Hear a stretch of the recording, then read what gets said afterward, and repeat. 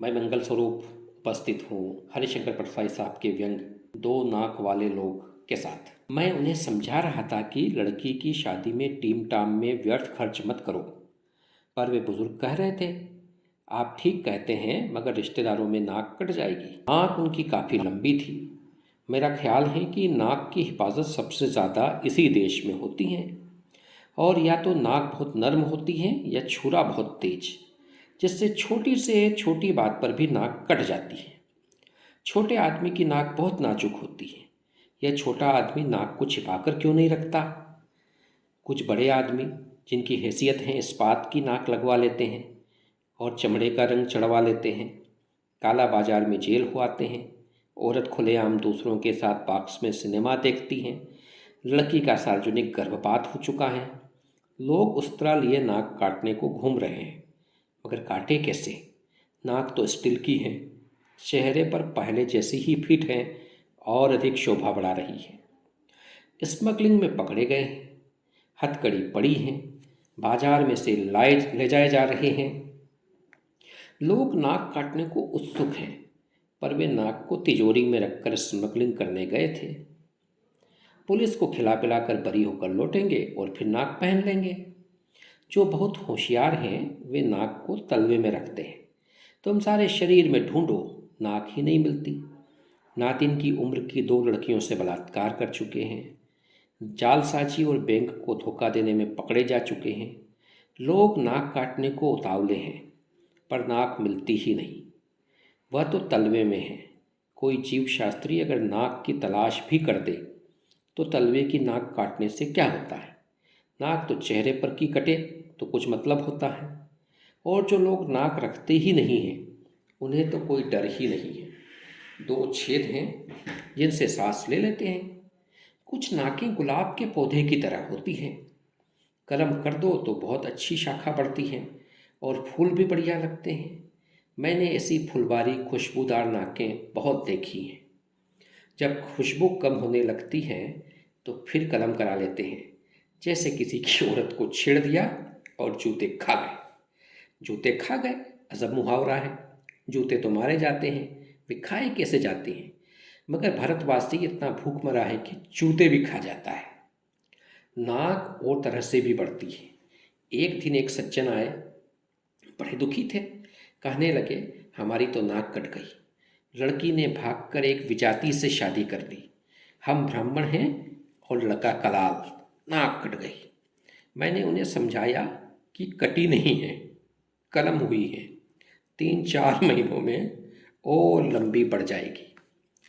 3-4 महीनों बाद वे मिले तो खुश थे। नाक भी पहले से लंबी हो गई थी। मैंने कहा, नाक तो पहले से लंबी मालूम होती है। वे बोले, हाँ कुछ बढ़ गई है। काफ़ी लोग कहते हैं आपने बड़ा क्रांतिकारी काम किया है। कुछ बिरादरी वाले भी कहते हैं इसलिए नाक बढ़ गई है।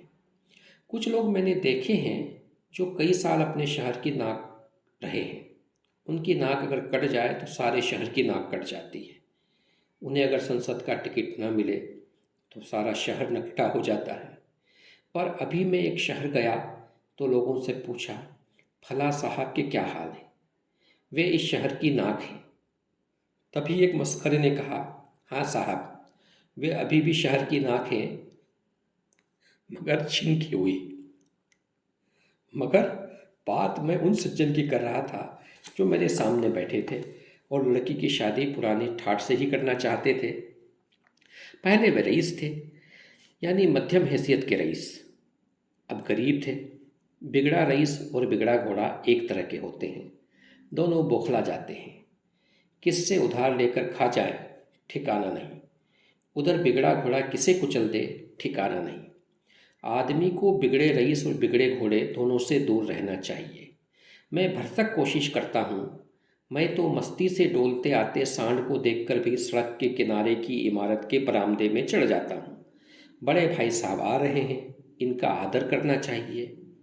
तो जो भूतपूर्व संपन्न बुजुर्ग मेरे सामने बैठे थे वे प्रगतिशील थे। लड़की का अंतर्जातीय विवाह कर रहे थे। वे खत्री और लड़का शुद्ध कान्य कुब्ज। वे खुशी से शादी कर रहे थे, पर उसमें विरोधाभास यह था कि शादी ठाठ से करना चाहते थे। बहुत लोग एक परंपरा से छुटकारा पा लेते हैं पर दूसरी से बंधे रहते हैं। रात को शराब की पार्टी से किसी ईसाई दोस्त के घर आ रहे हैं, मगर रास्ते में हनुमान जी का मंदिर दिख जाए तो थोड़ा तिलक भी सिंदूर का लगा लेंगे। मेरा एक घोर नास्तिक मित्र था। हम घूमने निकलते तो रास्ते में मंदिर देखकर वे कह उठते, हरे राम। बाद में पछताते भी बहुत थे। मैं तो उन बुजुर्ग को समझा रहा था, आपके पास रुपये है नहीं, आप कर्ज लेकर शादी का ठाट बनाएंगे, पर कर्ज चुकाएंगे कहाँ से? जब आपने इतना नया कदम उठाया है कि अंतर्जातीय विवाह कर रहे हैं तो विवाह भी नए ढंग से कर लीजिए। लड़का कान्य कुब्ज का है, बिरादरी में शादी करता तो कई हजार उसे मिलते। लड़के शादी के बाजार में मवेशी की तरह बिकते हैं। अच्छा मालवी बैल और हरियाणा की भैंस ऊंची कीमत पर बिकती हैं। लड़का इतना त्याग तो लड़की के प्रेम के लिए कर चुका, फिर भी वह कहता है अदालत जाकर शादी कर लेते हैं, बाद में एक पार्टी कर देंगे। आप आर्य समाजी हैं, घंटे भर में रास्ते में आर्य समाज मंदिर में वैदिक रीति से शादी कर डालिए, फिर 300-400 रुपये की एक पार्टी दे डालिए। लड़के को एक पैसा भी नहीं चाहिए, लड़की के कपड़े वगैरह मिलाकर शादी 1000 में हो जाएगी। वे कहने लगे, आप बात तो ठीक कहते हैं, मगर रिश्तेदारों को तो बुलाना ही पड़ेगा। फिर जब वे आएंगे तो इज्जत के ख्याल से सजावट, खाना, भेंट वगैरह देनी होगी। मैंने कहा, आपका यहाँ तो कोई रिश्तेदार है नहीं, वह है कहाँ? उन्होंने जवाब दिया, वे पंजाब में हैं। पटियाला में ही 3 करीबी रिश्तेदार हैं, कुछ दिल्ली में हैं, आगरे में हैं। मैंने कहा, जब पटियाला वाले के पास आपका निमंत्रण पत्र पहुँचेगा तो पहले तो वह आपको 10 गालियाँ देगा। मई का यह मौसम, इतनी गर्मी, लोग तड़ातड़ लू से मर रहे हैं, ऐसे में इतना खर्च लगाकर जबलपुर जाओ, कोई बीमार हो जाए तो और मुसीबत। पटियाला या दिल्ली वाला आपका निमंत्रण पाकर खुश नहीं दुखी होगा। निमंत्रण पत्र न मिला तो वह खुश होगा और बाद में बात बनाएगा, कहेगा आजकल जी डाक की इतनी गड़बड़ी हो गई है कि निमंत्रण पत्र ही नहीं मिला, वरना ऐसा हो सकता था कि आप हमें न बुलाते और हम न आते। मैंने फिर कहा, मैं आपसे कहता हूँ कि दूर से रिश्तेदार का निमंत्रण पत्र मुझे मिलता है तो मैं घबरा उठता हूँ। सोचता हूँ जो ब्राह्मण 11 रुपये में शनि को उतार दे, 25 रुपये में सगोत्र विवाह करा दे, मंगली लड़की का मंगल 15 रुपयों में उठाकर शुक्र के दायरे में फेंक दे, वह लग्न सितंबर से लेकर मार्च तक सीमित क्यों नहीं कर देता? मई और जून की भयंकर गर्मी की लगने गोल क्यों नहीं कर देता? वह कर सकता है। और फिर ईसाई और मुसलमान में जब बिना लग्न के शादी होती है तो क्या वर वधू मर जाते हैं? 8 प्रकार के विवाहों में जो गंधर्व विवाह है वह क्या है? वह यही शादी है जो आज होने लगी है कि लड़का लड़की भागकर कहीं शादी कर लेते हैं। उधर लड़की का बाप गुस्से में पुलिस में रिपोर्ट करता है, अमुक लड़का हमारी नाबालिग लड़की को भगा ले गया, मगर कुछ नहीं होता क्योंकि लड़की मैट्रिक का सर्टिफिकेट साथ ले जाती है जिसमें जन्म तारीख होती है। वे कहने लगे, नहीं जी, रिश्तेदारों में नाक कट जाएगी। मैंने कहा, पटियाला से इतना किराया लगाकर नाक काटने, भला इधर कौन आएगा? कोई नहीं आएगा। फिर पटियाला में कटी नाक को कौन इधर देखेगा? काट ले पटियाला में। वे थोड़ी देर गुमसुम बैठे रहे। मैंने कहा, देखिए जी, आप चाहे तो मैं पुरोहित हो जाता हूँ और घंटे भर में शादी करा देता हूँ। वे चौंके, कहने लगे, आपको शादी कराने की विधि आती है? मैंने कहा, हाँ, ब्राह्मण का बेटा हूँ। बुजुर्गों ने सोचा होगा कि लड़का नालायक निकल जाए और किसी काम धंधे का लायक न रहे तो इसे कम से कम सत्यनारायण की कथा और विवाह विधि सिखा दो। ये मैं बचपन में ही सीख गया था। मैंने आगे कहा, और बात यह है कि आजकल कौन संस्कृत समझता है और पंडित क्या कह रहा है इसे भी कौन सुनता है?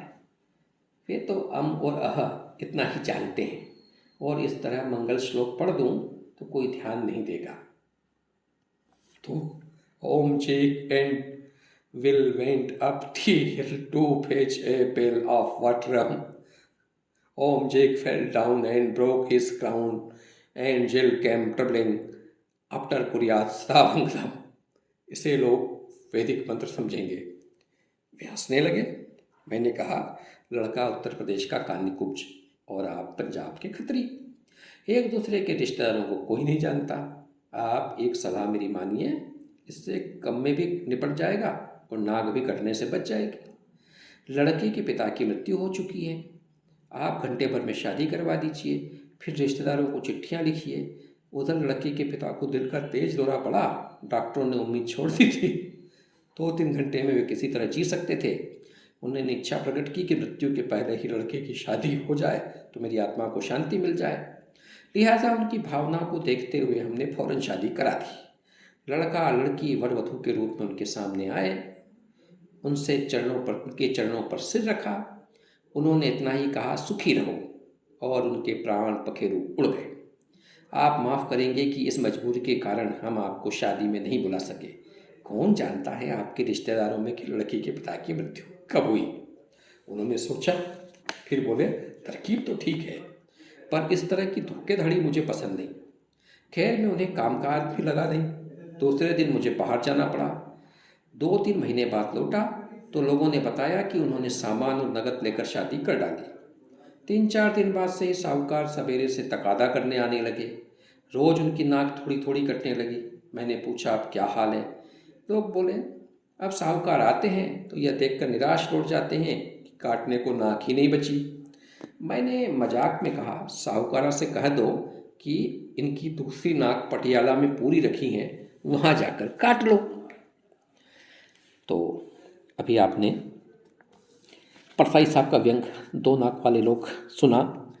और वास्तव में जो है, हम अक्सर उन लोगों के सामने अपनी प्रतिष्ठा का या सम्मान का सबसे ज़्यादा ख्याल रखते हैं जो हमारी प्रतिष्ठा को धूल में मिलाने के लिए सबसे आगे खड़े रहते हैं, चाहे वो आपके रिश्तेदार हों, दूर के पास के, या थोड़े दूर के परिजन हों। तो वे अवसर ढूंढते रहते हैं कि आपकी नाक काटें। तो दुनिया में बहुत अच्छे तरीके से अपनी नाक को बचा लेने का एक तरीका ये भी है कि थोड़े व्यापारिक हो जाया जाए और एक ही नाक रखी जाए। नाक को तलवे में नहीं रखी जाए, है ना, तिजोरी में भी नहीं रखी जाए, किंतु उसे इतनी नाजुक भी नहीं रखी जाए कि हर कोई आकर के काट जाए। तो यह एक बहुत महत्वपूर्ण व्यंग हमने सुना, महत्वपूर्ण शिक्षा इस व्यंग के माध्यम से मिली। तो मैं आशा करता हूँ आपको यह व्यंग पसंद आया होगा। और एक छोटा सा निवेदन कि अगर पसंद आए तो ऐसी चीज़ों को आप अपने दोस्तों के साथ भी साझा करें, ठीक समझें तो। और इस व्यंग यात्रा के दौरान लगभग 14 मिनट आप इस यात्रा में, इस सफ़र में हम सफ़र रहे। आप सभी का दिल से बहुत बहुत धन्यवाद। प्रणाम।